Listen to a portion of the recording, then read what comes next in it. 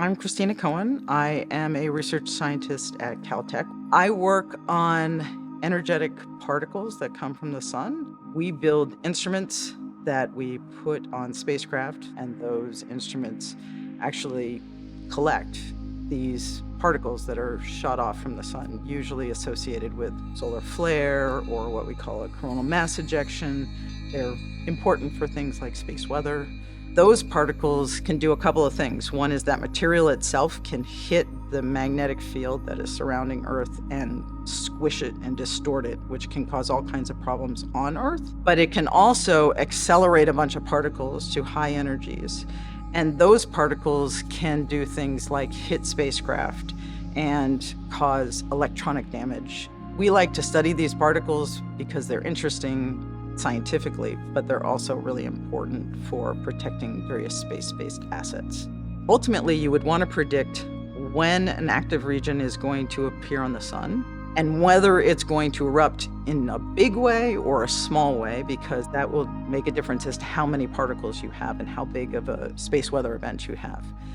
Currently, it is very, very hard for us to predict where an active region is going to emerge. Space sounds silly to say, but it's huge. And so it's hard to get measurements everywhere that you want to get measurements for. In 2006, we sent up stereo, and eventually the two spacecraft actually, from Earth's point of view, went behind the sun and came back the other way.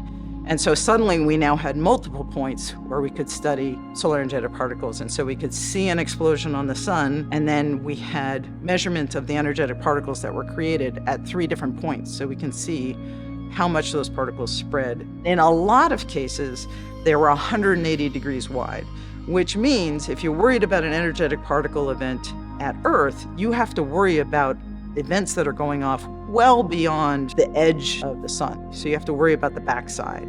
The problem is right now that we only measure the part of the magnetic map that's facing us, and it changes. And so we assume that it's either static all the way around, or we assume it changes in a particular way that we're kind of guessing at.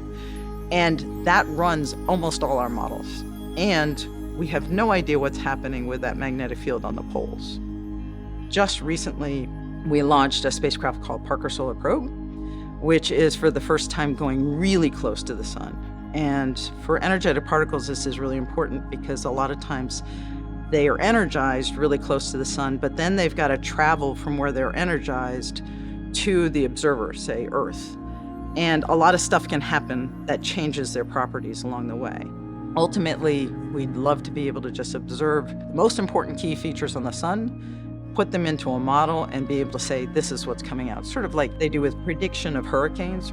I really want everybody to follow their strengths and their passions, and that's what they should do.